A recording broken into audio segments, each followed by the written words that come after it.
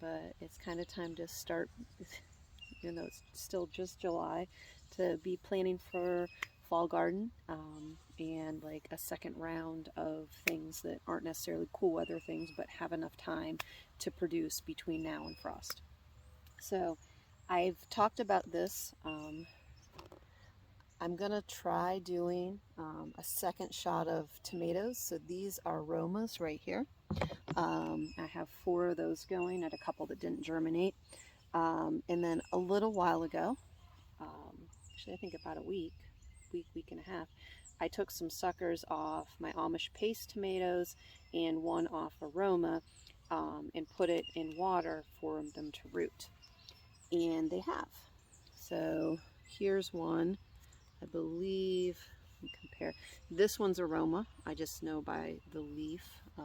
The leaf of a Roma is a little rounder, where the leaves of the Amish paste are kind of, I almost feel like they're a little like more like lighter, feathery or looking. So we've got roots here and we have roots here. I might actually go get my nippers and just take off the bottom of this so that I can get all of this down in the soil. Hang on. All right, so I'm just going to take this. Like I said, I want to be able to get all those roots down in there. So I'm just going to snip off here. And I'm also going to, there's some blossoms right here. I'm going to pinch those off because I don't want it to try to produce blossoms or to try to produce tomatoes yet. I want it to produce a plant. Okay. Just digging down in the center here.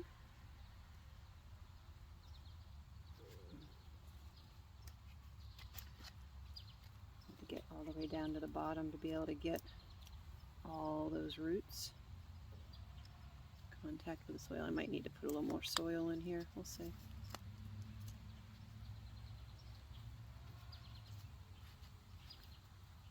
Okay, so with time, once this grabs hold, probably this branch I'm going to be cutting off, but we'll leave it be for right now. All right, one. Now this one is an Amish paste, and since this one kind of has more branches on it, I'm going to snip that branch off. And again, I'm going to pop off these blossoms because I don't want it to try to produce fruit right now. And we're going to put that down in the ground. I'm also going to cut this so I can get these buried.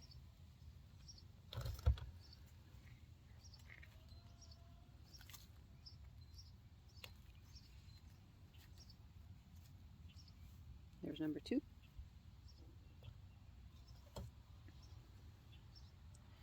And then this one did a little bit better of a job kind of producing roots at the bottom all the way up. Now some of these at the top aren't going to be in the soil because my container's not deep enough, but there's enough there. I think it's going to be just fine.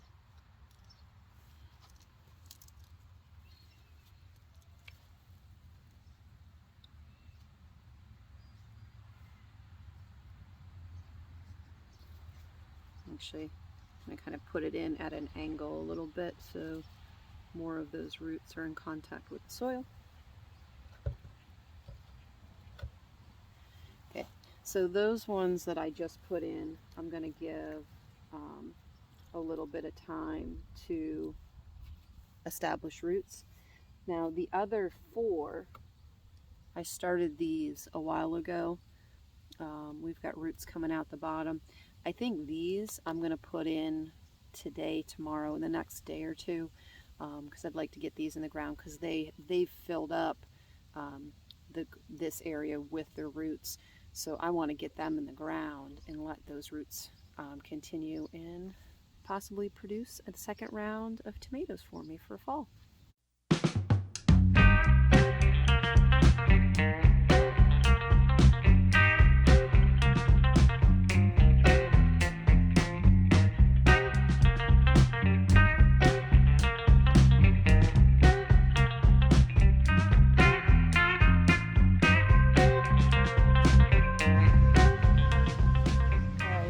this part here may be 100% wasted effort, but we're gonna see. There's a lot of lawnmowers, motorbikes, noise in the background.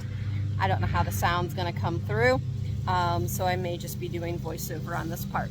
So it's later in the day.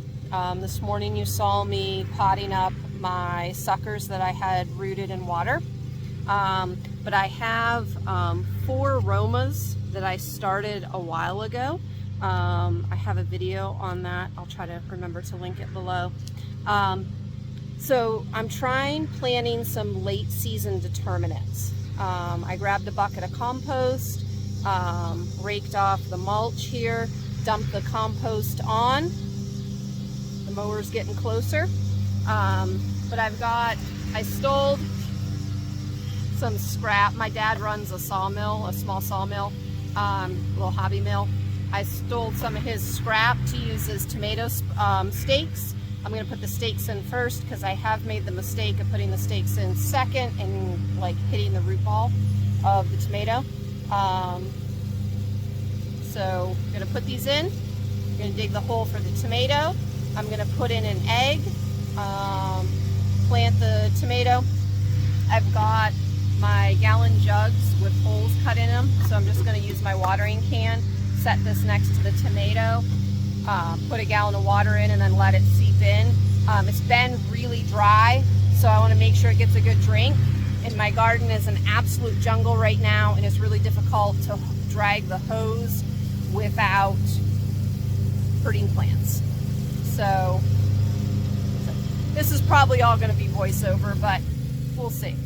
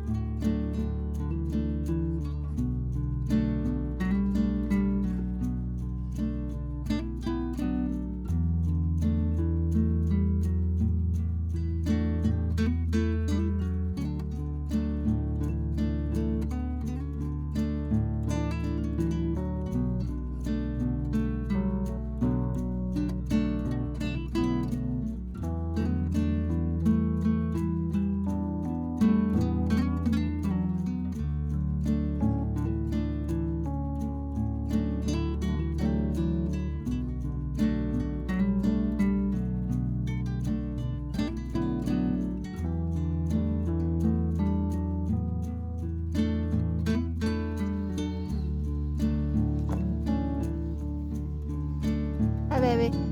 Sorry for ruining your videos. Oh, I can't zoom in this way. I planted more tomatoes. Yes, baby. Are you excited about that? I couldn't be more excited if you paid me. The level of sarcasm oozing out of my husband right now is remarkable.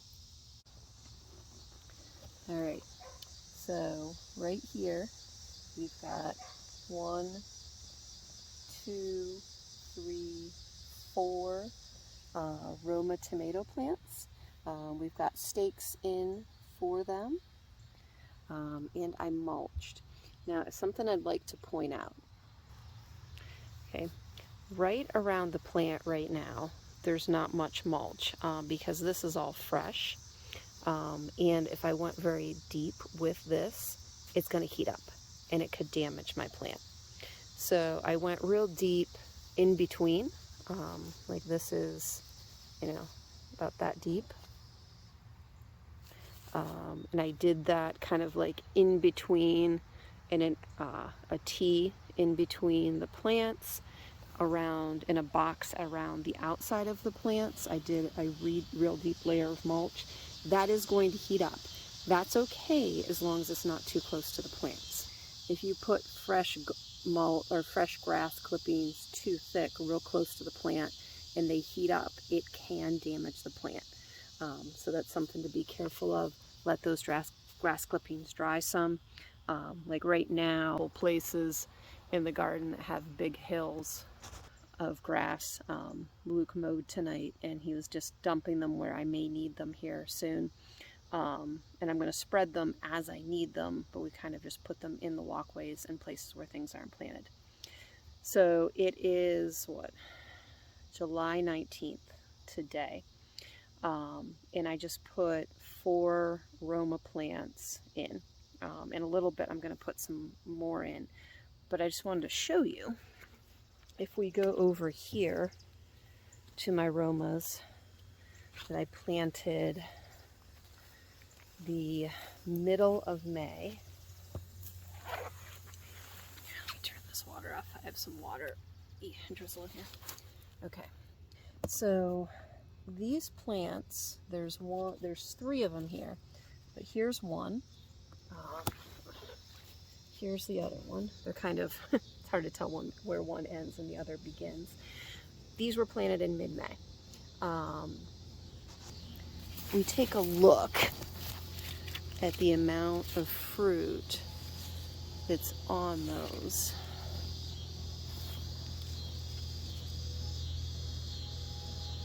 They are just loaded.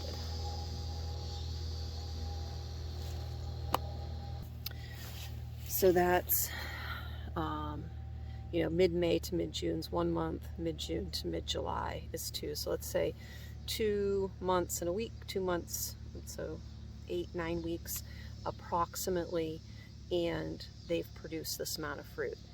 So we're in Western Pennsylvania. Typically, we can get through September without a frost. It's not unheard of, but we should be able to get through September without a frost. So if I'm gonna go July 19th to August 19th and August 19th to September 19th, those plants should have enough time to produce some fruit to give me a second shot of tomatoes. So I just showed you how much was on one plant. So if I get that much times 4, and then if the suckers that I just potted today are able to produce some, then that's a nice second shot of tomatoes that we're going to produce. So that's the deal with that. We are getting so close. I think I have an Amish paste that's really close to being ready to be harvested. The Romas are getting some color. That's the Amish paste in the background that I think is really close to being ready to harvest. So we're getting really close to tomato season here in Western Pennsylvania, but I'm just trying to extend that this year, which I'm really excited to see how that's going to work. Pretty soon I'm going to plant, I was going to do it tonight, but I'm running out of time. I'm going to do a second round of potatoes right where we harvested. I'm going to take a couple buckets of compost, throw it on top, lay the tomatoes down, throw the compost on top, do a real heavy layer of old hay and grass clippings on top of that, and see what I can produce between now and frost in a second shot of potatoes. I'm going to get seed some cabbage and start looking at like broccoli, radishes, beets, rutabagas, turnips, all of those cold weather things. I'm going to kind of start working on calculating how much time they need and that kind of thing. It's not quite time to plant direct seed, but it is time. You see that firefly? Let's see if he'll light up for me. He's right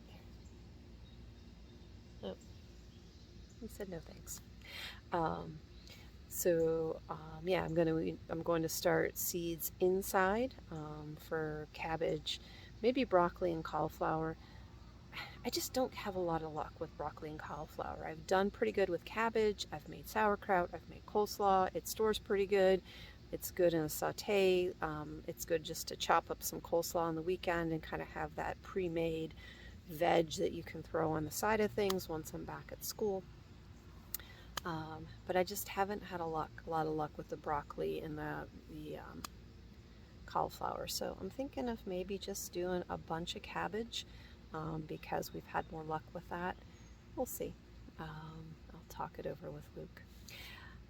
So there's the update on the late shot of tomatoes. I'm excited to try that this year. I think it's going to give us some good results, and we'll see you in the next video. Well, I just pointed out that it looked like the first tomato was close to ripening. I just went over and checked it. It's ready. Well, one, I knocked a Roma off, but this one right here is ready.